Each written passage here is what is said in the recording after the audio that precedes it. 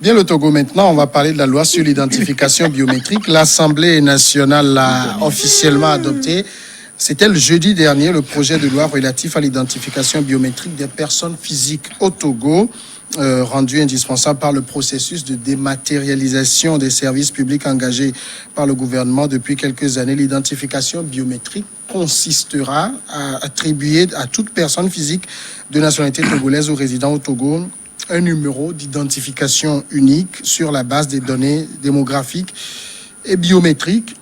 Mais est-ce qu'il y a matière à suspicion? C'est la question que nous pose ce soir.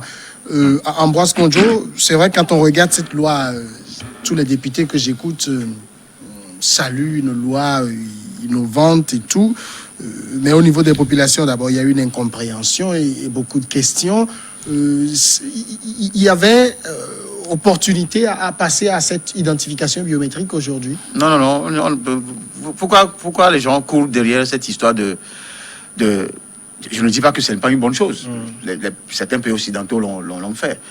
Nous, on a des priorités ici. On a tellement de choses à faire d'abord. Les gens cherchent à manger d'abord. Les gens veulent manger deux à trois fois au moins dans la journée avant de dormir. Les gens veulent se coucher de façon à l'aise. Ça aussi, beaucoup de Togolais n'en ont pas ça. Les gens veulent des routes. C'est vrai qu'il y a des efforts qui sont faits dans ce domaine et pour pouvoir convoyer les vivres ici dans la capitale qui est cosmopolite, où il y a plusieurs entités, plusieurs groupes de personnes. Alors, quand on va dans le sens de la biométrie, on a l'impression que les autorités courent derrière un lièvre que les Togolais eux-mêmes ne voient pas. Parce que avant d'aller à ce genre d'initiative, d'abord, il faut prendre la forme. La forme, c'est l'Assemblée même qui vote cette loi-là. L'Assemblée même, est-ce que cette Assemblée-là est légitime devant le peuple? Non. Ça, c'est un. De deux, la preuve, tu l'as si bien dit, j'ai suivi les présidents de groupe qui ont applaudi. Une Assemblée ne fonctionne pas comme ça. Si la loi est bonne, si la loi est bonne, ils n'ont pas à ne pas applaudir. Pourtant, ils savent. Les présidents de groupe qui ont parlé, ils savent que le peuple togolais savent qu'il y a toujours derrière une action politique, une visée politique pour toute initiative que ce pouvoir-là prend. Donc, c'est vous dire qu'en réalité, quand on parle d'identifier les gens de façon biométrique, chaque individu, les gens craignent déjà ce qui se produit déjà avec Pegasus. On va vous pister, on va vous suivre. Tout ce que vous faites, c'est l'appréhension. C'est ce qui résonne dans la tête des Togolais. Sauf que nous qui sommes un peu intellectuels, nous qui connaissons un peu, nous savons que ça pouvait marcher si on identifie chaque personne pour savoir qui fait quoi. Pas forcément savoir qui ont besoin de quoi et à quel moment il faut le leur donner et où les trouver. Ça, dans la forme, on peut comprendre ça. Mais sauf que le régime togolais a toujours failli. Son passé le rattrape toujours dans tous sens. Il y a à peine un mois, on parlait de Pegasus. Et on parle de biométrie avec identification des Togolais et des étrangers qui sont au Togo. Les gens vont avoir des interprétations que vous savez déjà. Et moi, ça ne m'étonne pas. On a un service de renseignement, on le dit, puissant. Ils vont peut-être encore utiliser ce mécanisme-là. Il n'y a pas même un travail en amont qui avait été déjà fait. Sensibiliser l'opinion, capter l'esprit de l'opinion dans la sensibilisation, en amont, avant que de revenir, aller à cette loi, parce qu'ils savent très bien que cette assemblée-là, c'est les gens qui ont été nommés à cette assemblée-là. Et je le répète aujourd'hui, je suis désolé de le dire, mais la biométrie, c'est une bonne chose avec la technologie, mais qu'est-ce qui est caché derrière? C'est la problématique. On va creuser la grande question qui se pose derrière. Je rebondis sur ce point qu'évoquait Ambroise tout à l'heure, cette sensibilisation qui a manqué. Moi, j'ai l'impression, chaque fois que je regarde nos députés adopter des lois au Parlement, jubiler après, j'ai l'impression qu'on fait toujours la chose dans l'autre sens. Sous d'autres cieux, vous voyez, quand il y a des lois aussi importantes, le débat se crée en amont, dans l'opinion, on discute, on participe au débat télévisé, on explique, on répond aux questions. Un atelier de validation. Mais ici, chez nous, la population. On a l'impression qu'on va au Parlement, on adopte et après on vient pour expliquer. Qui est illégitime d'ailleurs. Il y a cette réalité qui est une réalité togolaise, c'est-à-dire on ne fait pas de la sensibilisation, de la promotion de cette loi-là. Vous savez, ce projet d'identification biométrique, c'est un projet qui court, à mon avis, depuis 2007.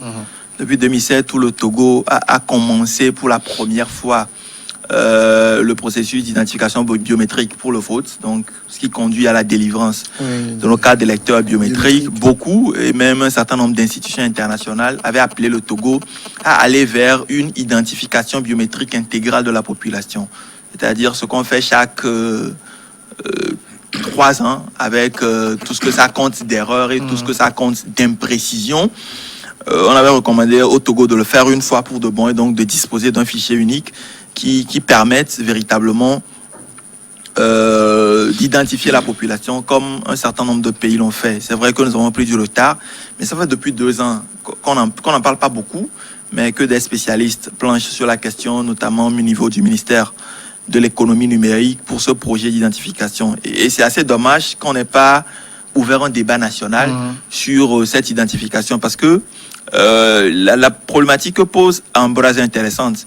Je ne partage pas non plus l'avis de cette députée qui, moi j'ai constaté, ont tous, sur la plupart des projets de loi, sont des leveurs de main. C'est-à-dire, il n'y a pas véritablement un débat contradictoire sur ce projet. Moi, je le redis encore, c'est une initiative très intéressante, mais ça pose aussi la problématique de la protection des données qui sont collectées. Oui, on va revenir à ça tout à l'heure. Nous disposons aujourd'hui de plusieurs registres en réalité. Dans ce sens, nous avons le registre des passeports, par exemple, les registres des actes de naissance, incomplet, le registre des cartes nationales d'identité, le registre des casiers judiciaires, je ne sais pas s'il y a un registre informatisé, les registres judiciaires, le fichier de la gendarmerie nationale. Nous avons tous ces éléments-là, mais vous savez, quand vous recherchez un individu, vous avez besoin d'informations croisées au sein de ces fichiers-là, ça demeure difficile.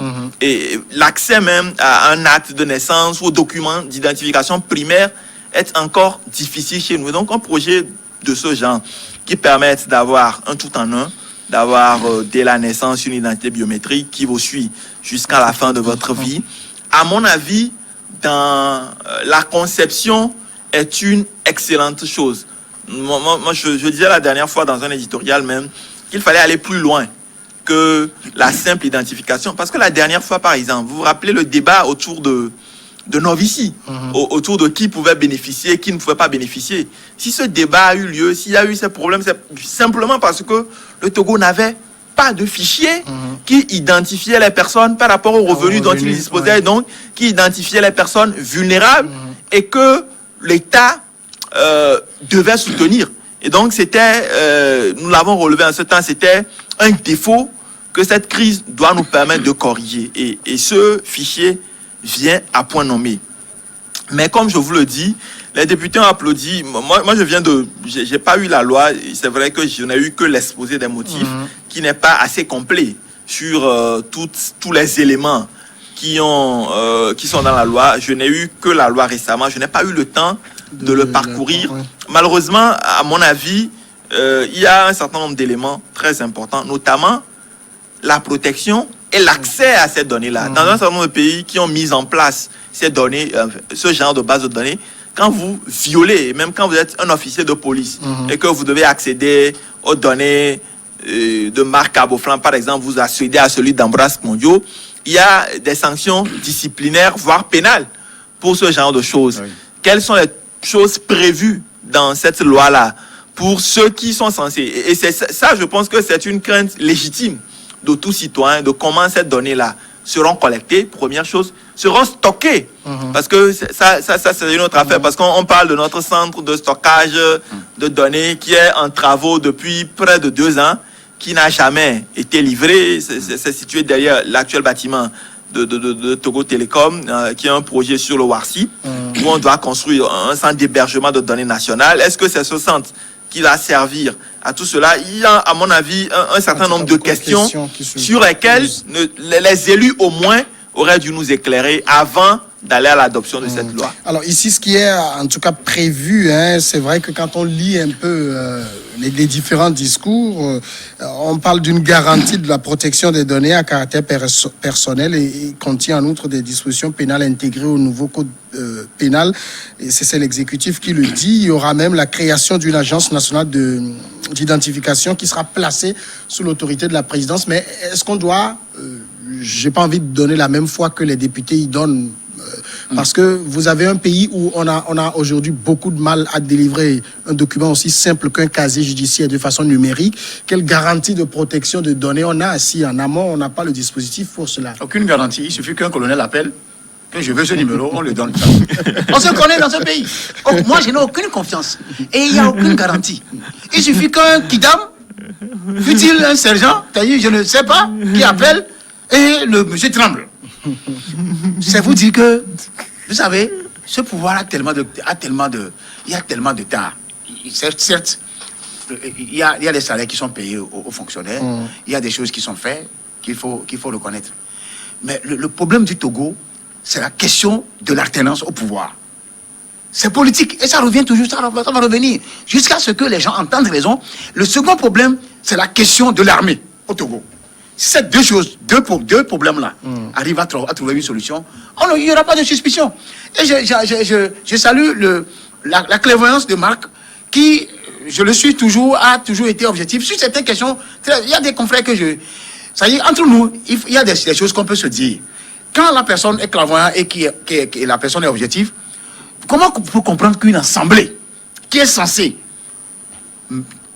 fouiner sur une loi avant de lever le petit doigt, le député, tout le monde, ils applaudissent même. Bon, peut-être qu'ils ont compris hein, parce qu'ils avaient... Ils n'ont rien compris. Non, ils l'avaient avant leurs vacances. Hein. Marc, à Beauflan, ils ont beau l'avoir 1 an avance. Le problème, je ne veux pas citer de nom. Non, mais je vais dire un truc intéressant sur ce que tu dis.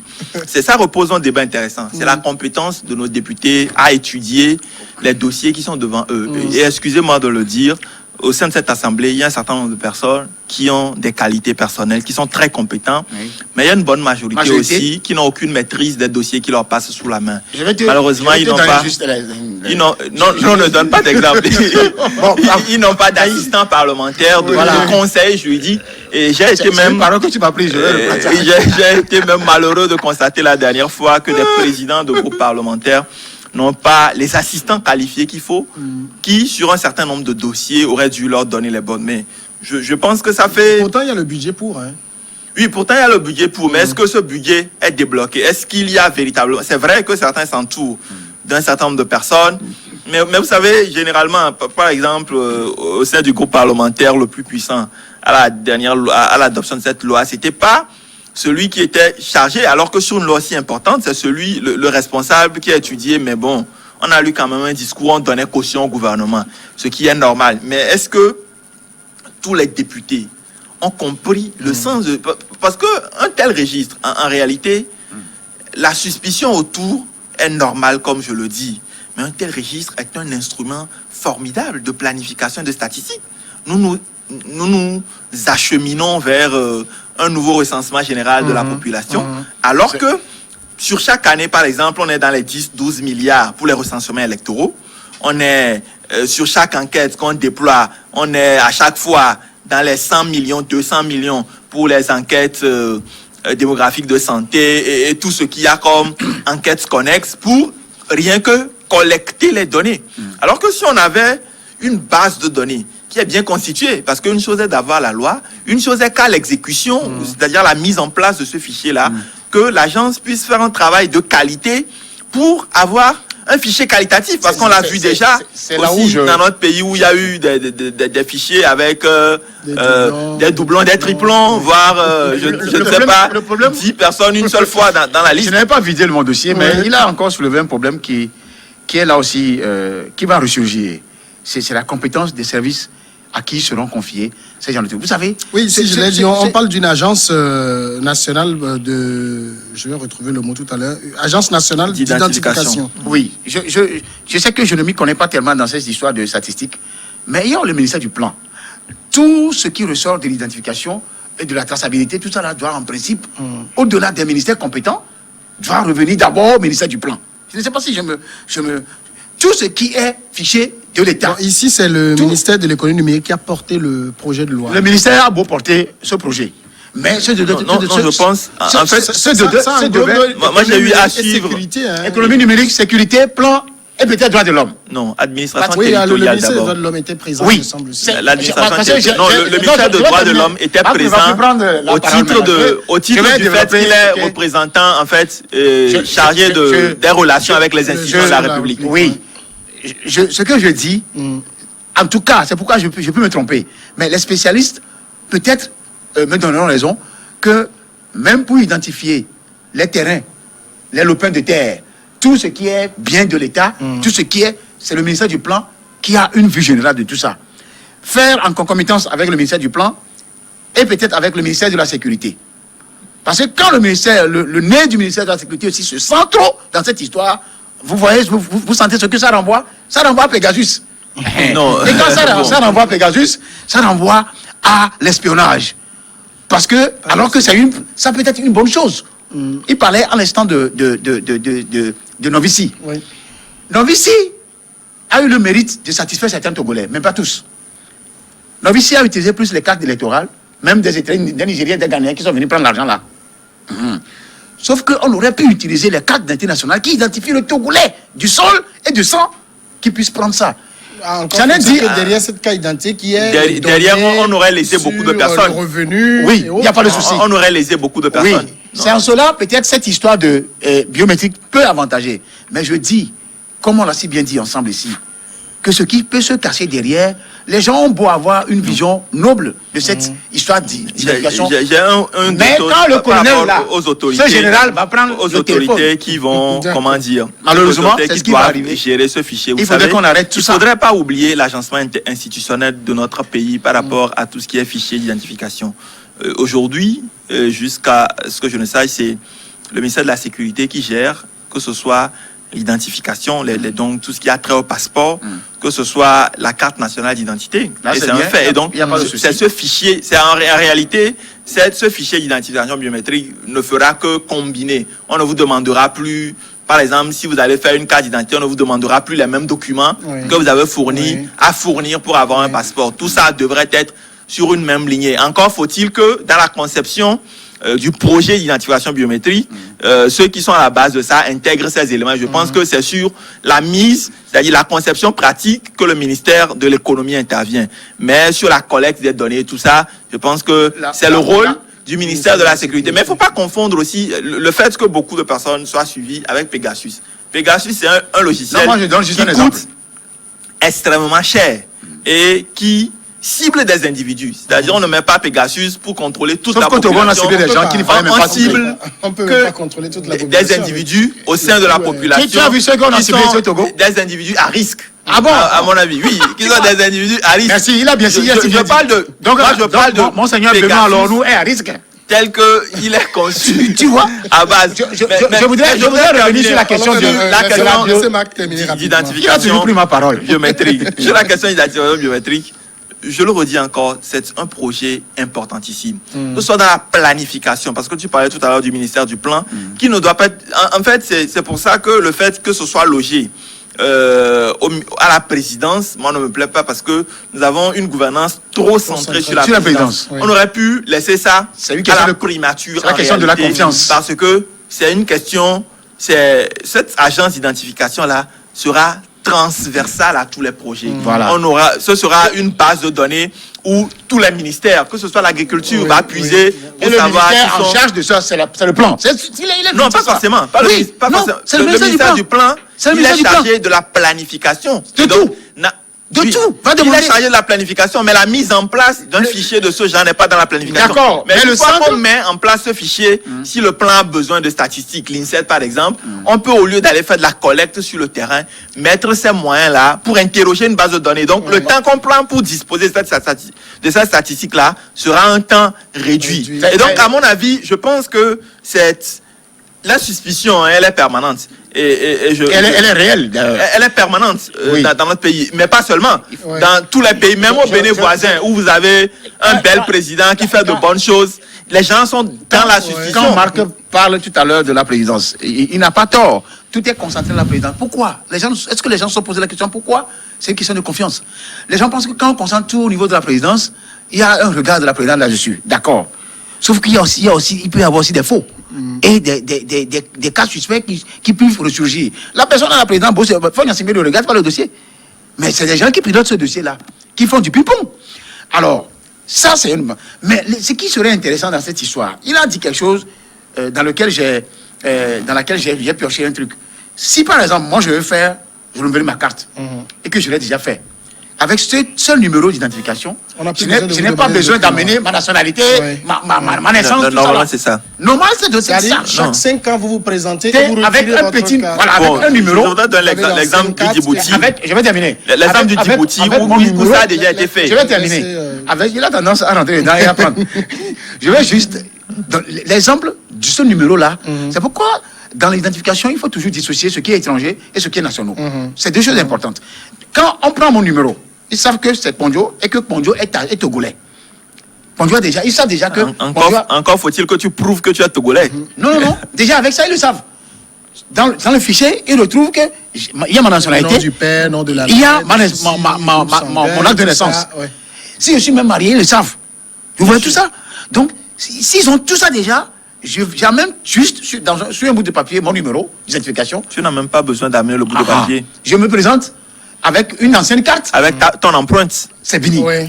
Oui. C'est là où il y aura l'avantage de cette histoire biométrique. Donc voilà Non. l'exemple Oui, du moi Djibouti, j'ai vu ça au Djibouti. En réalité, c'est un système où tout ce qui est casier judiciaire et tout, vous pouvez vous présenter dans n'importe quel bureau, vous avez besoin de telle pièce, quand vous la perdez, il suffit de présenter la preuve de déclaration que vous l'avez réellement perdue. Donc cette preuve même est dans la base de données et on vous ressort une autre carte. Et contrairement à ce qu'il dit tout à l'heure, que chaque 5 ans, vous présentez, par exemple, dans un pays comme le Djibouti, les enfants sont enregistrés dès leur bas âge. En fait, dès la naissance, ils sont enregistrés dans cette base de données. Et à 18 ans, c'est le service qui vous appelle et qui vous donne votre carte d'identité qui sert en même temps de carte d'électeur en réalité. Et Ça, donc, c'est ça Ousmane épargne, qui dit ça, hein. ça épargne beaucoup de dépenses en fait à l'État en termes de constitution de ces bases de aux données nationaux, et tout aux ça. citoyens. C'est peut-être sur cette base que disait Jerry Tama, j'ai lu un truc qui disait que ça va lutter contre la fraude électorale. C'est les doublons, les triplons. Oui, qu'on a bien sur évidemment, les ça fichiers. devrait, c'est-à-dire si ce fichier est bien constitué, aucune personne, quelle que soit, ne pourra avoir deux identités dans la base ou même deux cartes Je ne sais en pas si les réalité. autres ont vu ce côté-là. Mais il y a en réalité, il y a une chose, et je dis dans le contexte national, qu'est-ce qui se passe? Il y a le fait qu'il y a une belle loi, mais il y a également sa mise en application, parce que c'est une application qui est en train d'être codée. La preuve, si vous prenez le code électoral tel qu'il est fait et les spécifications techniques qui ont été mises à disposition de CETES pour faire la base de données électorale, il est inconcevable sur papier que vous avez une personne qui soit 2 fois dans le système quand on affiche les listes électorales définitives. Mais nous tous, on a vu ce que c'est. Et donc, surtout pour les débuts, dans un pays comme le nôtre, où, vous savez, il y a encore beaucoup de problèmes parce qu'il y a le taux de pénétration d'Internet qui est très faible. et tout ça qui vont jouer dans la constitution de ce fichier et dans la qualitativité de ce fichier. Donc, à mon avis, adopter la loi, ce n'est qu'une manche. L'autre paire de manches sera la mise en place de cette agence et la mise en place intégrale de ce fichier. Je pense que c'est un aspect qui est important et qui pouvait même faire résigner les initiateurs. Pas forcément les initiateurs, mais le sommet. Vous savez qu'il y a des lois, des textes de loi des projets de loi qui sont fabriqués ici, mais arrivé au destinataire, il y a des choses qu'on enlève là-dedans. Donc, heureusement qu'ici, quand on parle d'identification biométrique des citoyens, des gens, qu'ils soient étrangers ou togolais, il y a forcément une tracée unique, une traçabilité unique de qui est qui dans le pays. Ça ne peut pas enlever le fait que ça n'arrange pas certains en matière électorale. Ça veut dire que si donc ils ne veulent pas qu'il y ait fraude électorale, donc ils n'ont qu'à cesser de l'histoire de biométrie. Si au moins ils avaient la possibilité d'aller dans le sens de l'identification biométrique et ils allaient et faire que ne pas forcément avoir une incidence sur la question électorale, ils le feraient, mais arrivé à ce niveau-là, ils trouveraient des moyens pour pouvoir... Il y a aussi une équivoque qui doit être rapidement levée dans la tête des gens, et je lis ça, je parlais d'inquiétude au niveau des populations, c'est que l'identification biométrique n'a rien à voir avec les trucs apocalyptiques qu'on décrit, traçables de la Non, population. bien évidemment. Vous savez, nous sommes à une époque des fake Nous sommes news. dans un pays où... Malheureusement, ce qui est dommage, c'est qu'un certain nombre de confrères, plutôt que moi je respecte beaucoup, qui propagent des fois ce genre d'informations un peu sur la tête. Mais opinion. bon, il y a entre une opinion et des fake news. Il faut avoir c'est le comportement même de nos gouvernants qui prête à tout ça. Ce genre de choses. C'est le comportement de nos gouvernants qui prête à tout ça. Je pense aussi que ce n'est qu'une première manche, l'adoption de la loi. Et il faudra vulgariser cette loi-là. Mais d'abord mettre en place Fallait faire ça en amont. ce fichier Fallait à la base. communiquer. Non, c'est-à-dire, la loi, elle est adoptée. Comme beaucoup de lois, on fait un travail en amont, on adopte la loi. Mais une fois que la loi est adoptée, il faut la vulgariser. Parce que après la vulgarisation, il faut aller aussi à la mise en place du fichier. Et encore à la mise en place du fichier, je ne sais pas comment ça va, si ça sera les commissariats et tout qui vont gérer ça, ou si ça, l'agence aura des démembrements qui dans chaque localité et tout ça, parce que, vous savez, ça soulève beaucoup de questions. Aujourd'hui, quand vous êtes dans, Là aussi, c'est un dans colonel un certain nombre un commandant qui de prendra la tête de contrées, cette agence-là. vous ne pouvez pas faire votre carte d'identité si vous ne vous déplacez pas vers le centre-ville, vers un commissariat, tout ça. Et donc, il y a tous ces éléments que ce dispositif doit corriger. Réduire, oui. Il y a aussi le fait que, vous savez, nous restons dans un pays où nous n'allons pas jusqu'au bout des belles logiques que nous mettons en place. Et moi, ce que je crains, c'est que nous avons une belle idée, un beau projet qui va être mis en œuvre, qui, s'il est bien conduit, devra, en tout cas, réduire drastiquement les dépenses de l'État en termes de collecte de données, mais aussi en termes de suivi du citoyen. Je pense que le Bénin a récemment mis un truc en place comme ça, où pour tous ceux qui sont nés au Bénin, vous pouvez, depuis Lomé, avoir rapidement votre casier judiciaire et tout ça. Ce sont des besoins réels des populations. Aujourd'hui, quand vous êtes né à Nano, par exemple, et que vous avez besoin d'un certificat, un casier judiciaire, vous devez aller à Nano ou envoyer quelqu'un à Nano. Et donc, il y a toutes ces contraintes-là que cette loi va nous aider. Mais il ne faut pas oublier aussi qu'il y a forcément le côté sécuritaire. Et le côté sécuritaire, c'est que les gens seront plus tracés, il y aura une meilleure traçabilité, les gens seront suivis. Et ça participe, à mon avis, aujourd'hui, on parle de grande criminalité, on parle de djihadisme, de terrorisme. Ça participe aussi à ce suivi. Les premiers résistants à cette loi. Ça sera intéressant. Maintenant, est-ce que ceux qui ont adopté la loi vont la mettre intégralement en application? Ça, c'est un autre Les premiers résistants à cette loi, très bientôt, seraient au sein même du pouvoir en place. Pourquoi? Parce que le côté positif, l'avantage que revêt cette histoire d'identification biométrique va jouer contre certains comportements que nous avons souvent. Je ne vais pas pour le moment aller en besogne, mais je sens que il y a des gens, il y a des initiateurs qui ont porté ce projet, mais qui forcément ne plaît pas, ou ne plairaient pas à certains qui sont de ce milieu-là, parce qu'il y a toujours des comportements illicites qui sont propres à notre gouvernance même, et qui échappent au président de la République, et qui échappent à certains leaders de ce pays. Et quand ça va arriver à ce moment-là, les gens ne voudront pas quitter leur tradition, leur coutume. Ils ont l'habitude de frauder, ils ont l'habitude de faire tant. Mais quand ça va arriver, tout cela va se réduire. Et c'est là où il y aura une montée de bouclier. Et on verra que, comme il a si bien dit, il est bien beau d'avoir des tests, mais leur applicabilité pose souvent problème. D'accord. En tout cas, c'est le wait and see. On verra et on sera là pour analyser éventuellement. Merci Ambroise Mondjo. Merci Marc Aboflan. C'est un plaisir. Merci à tous. À demain.